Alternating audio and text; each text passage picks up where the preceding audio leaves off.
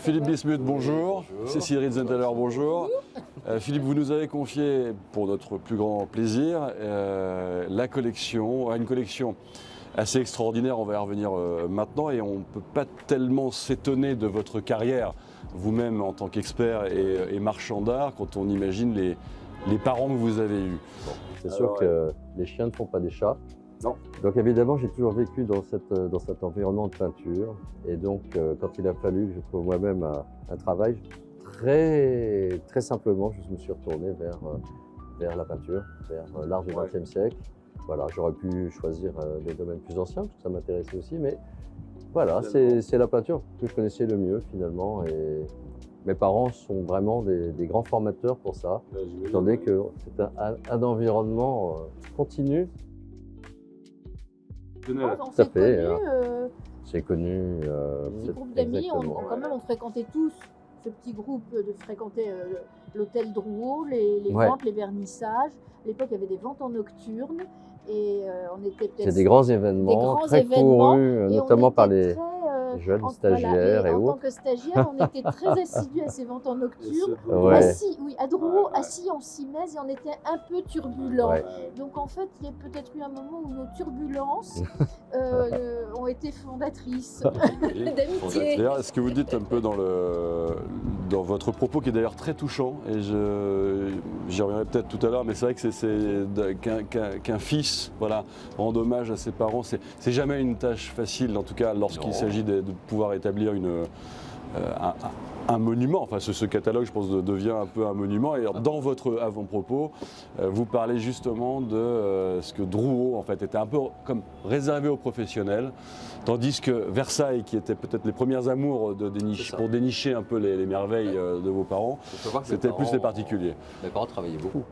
Donc ils travaillaient toute la semaine, et à l'époque, Drouot n'était pas vraiment accessible pour les particuliers qui travaillaient comme eux.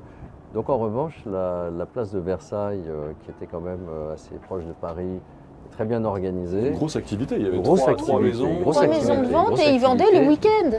Et on parle de ils vendaient les années 60, les années 60, 70. Oui, et surtout, ils vendaient le week-end. Dès les années 60. Moi, j'ai toujours connu Versailles. C'était étudié pour. Donc il y a une légende familiale qui dit que dans mon couffin, j'avais quelques mois et j'ai acheté un dessin de Survage, justement, vous voyez, il y en a beaucoup dans la collection, en braillant. Et c'était Maître Martin, qui était un commissaire-priseur charmant.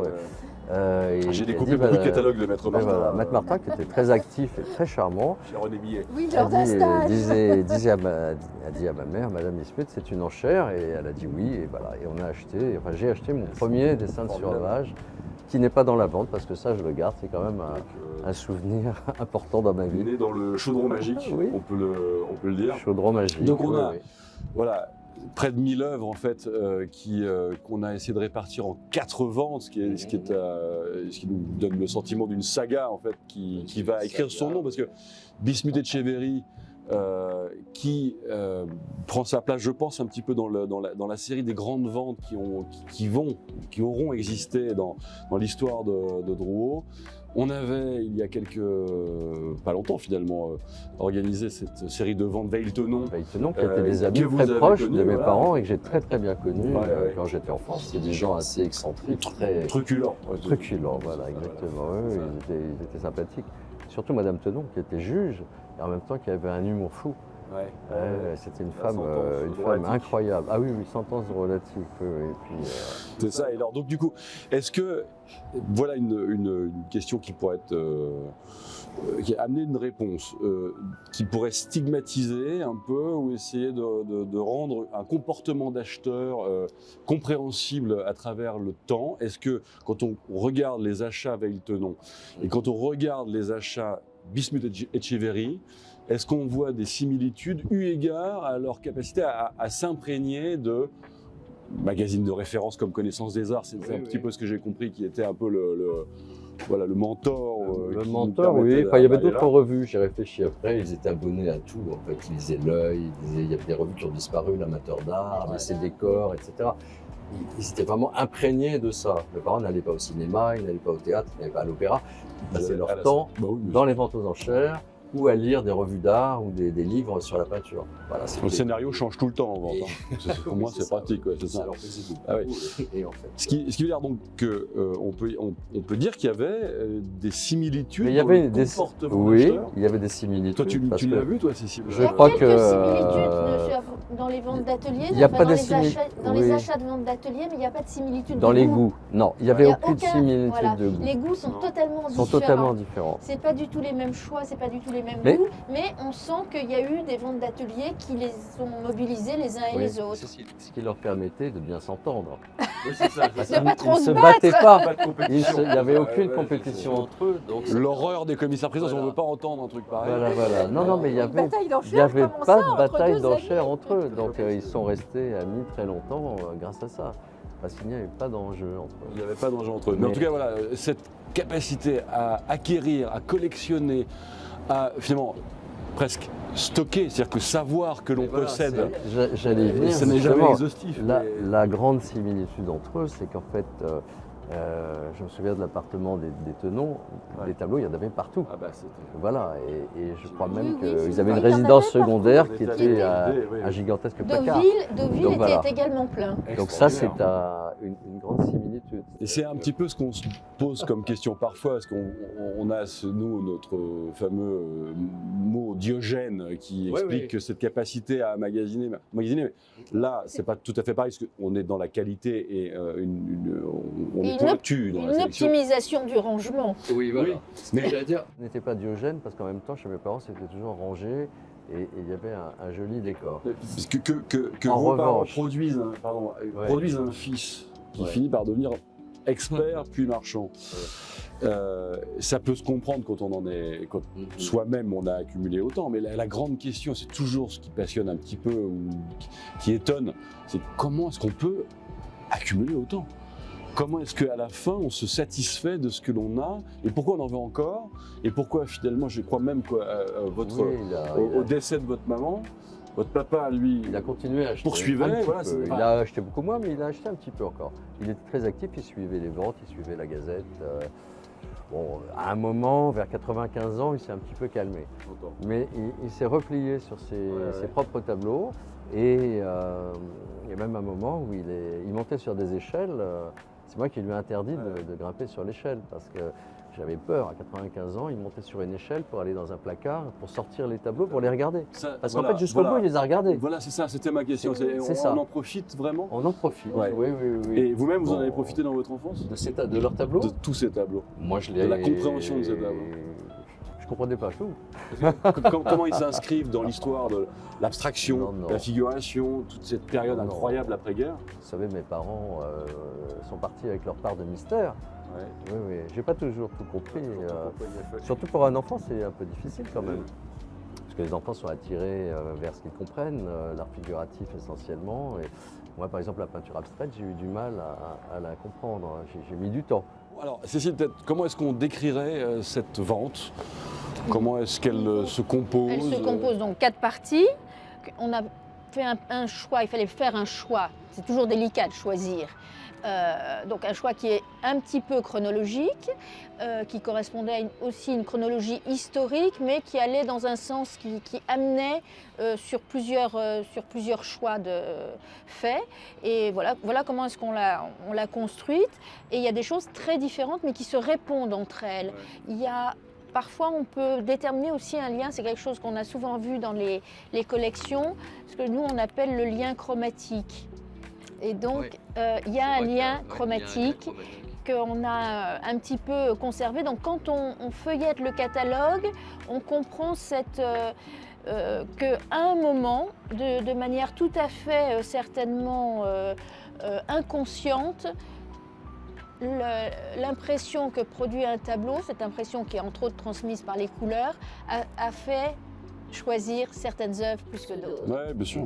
Quand on passe d'un survêt à un Miklos ou à un Latapi, bon, c'est peut-être un peu moins vrai quand on passe d'un Tutunjan et je vois juste après à Lapic. Bon, ça, Il y a plusieurs vecteurs colorés. Donc on a des vecteurs très colorés, bleu, jaune, rouge, orange, et des vecteurs avec des tonales plus neutre, plus sombre. Alors je prends l'exemple plus sombre, des Tutune géants.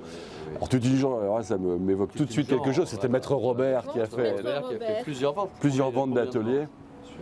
Lui me disait, quand je suis allé dans l'atelier, j'allais visiter, il y avait au-dessus du placard toutes les maquettes. Des maquettes qui sont quand même aujourd'hui dédiées à des musées en fait, uniquement ça.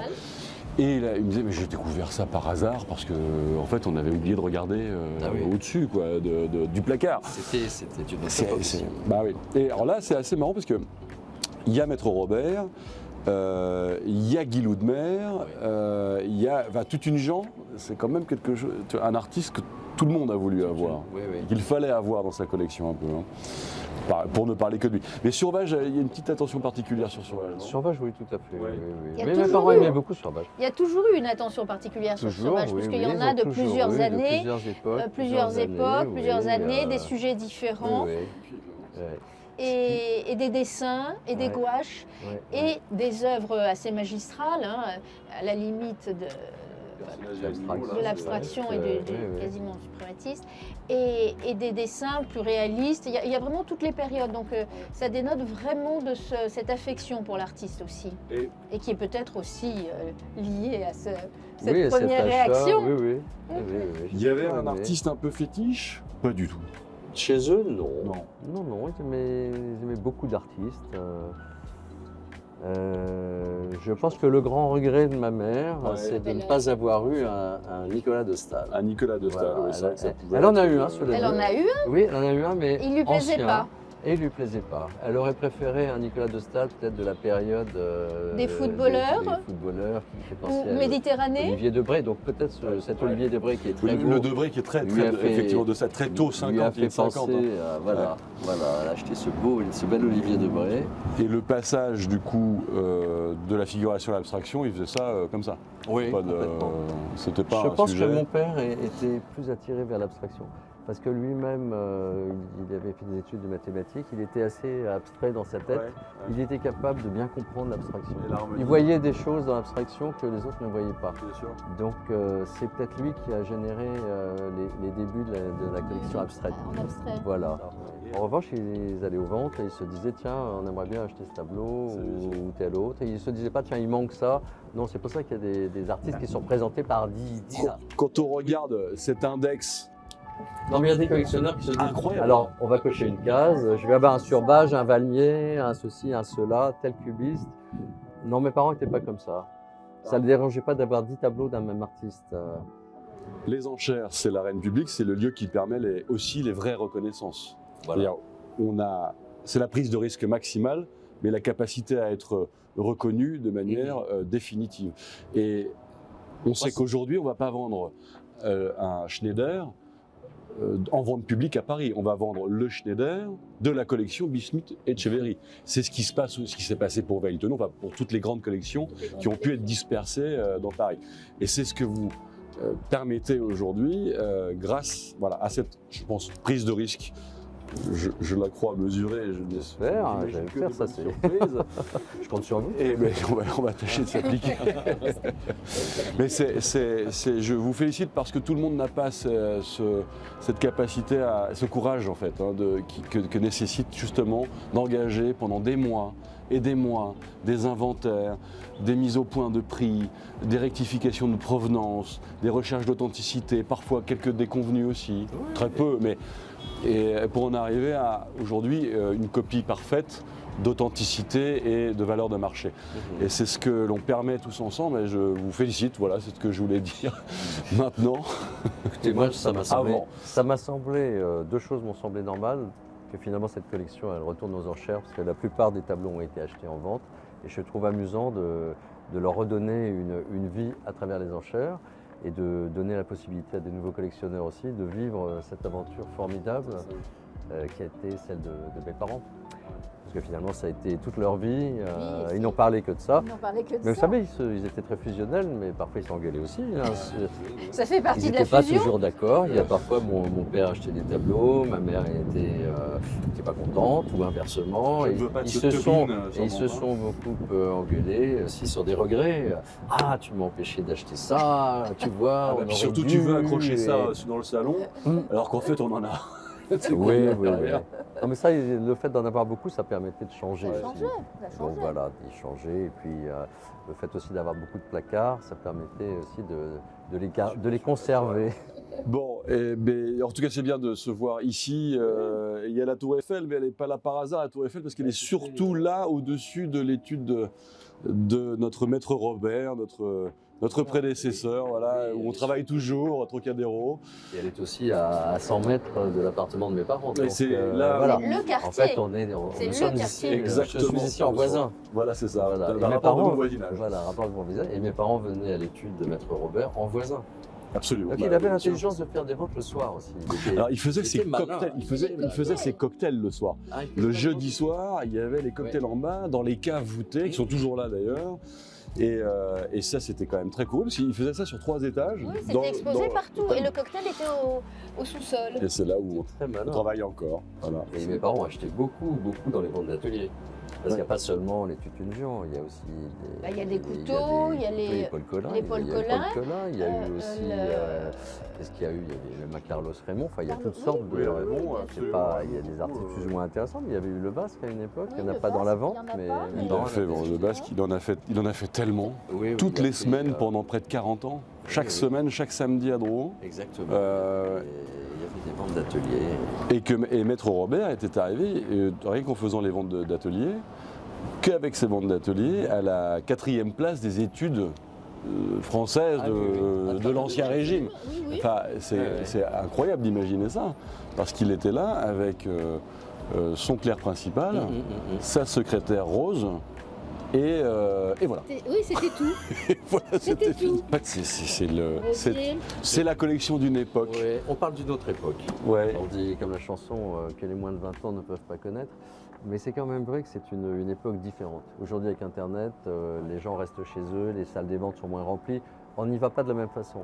C'était aussi un événement social, la vente aux enchères. Les gens allaient, ma mère s'habillait, ils étaient J'allais dire, contents oui, il y avait- d'aller il y dans les avait ventes. un- Ils oui. rencontraient leurs Il y avait un amis. événement social sortaient de là, de déjà. rencontre, vraiment. Oui, un élément.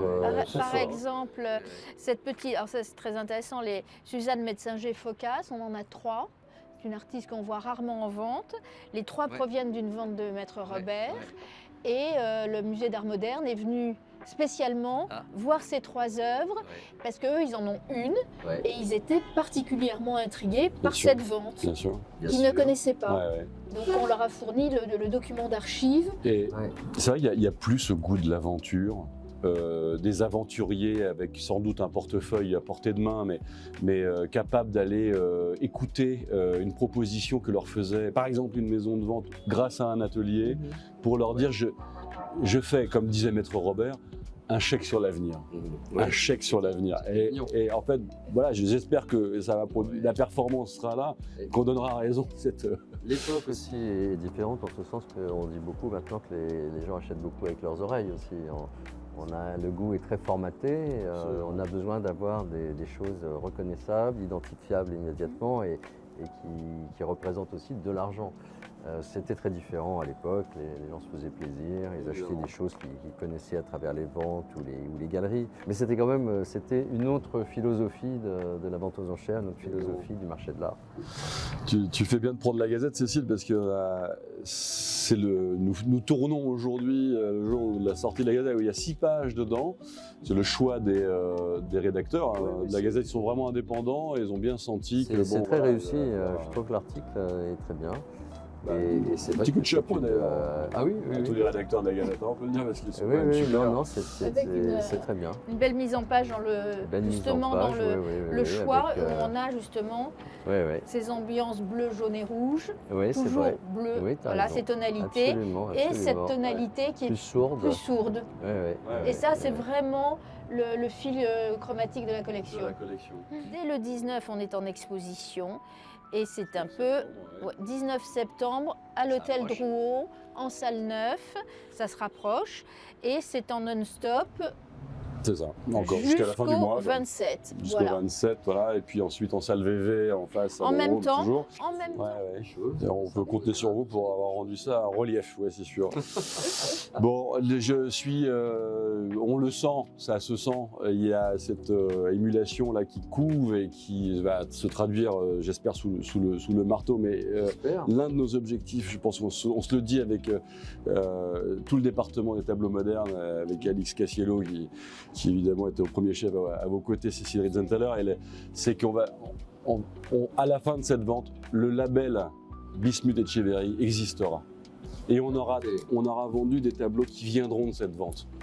Ça laissera une trace de mes parents, c'est un peu ce que je voulais, c'est très bien. Je pense qu'ils seraient contents de vous et de moi. Les dés sont jetés maintenant. Voilà, les dés sont jetés.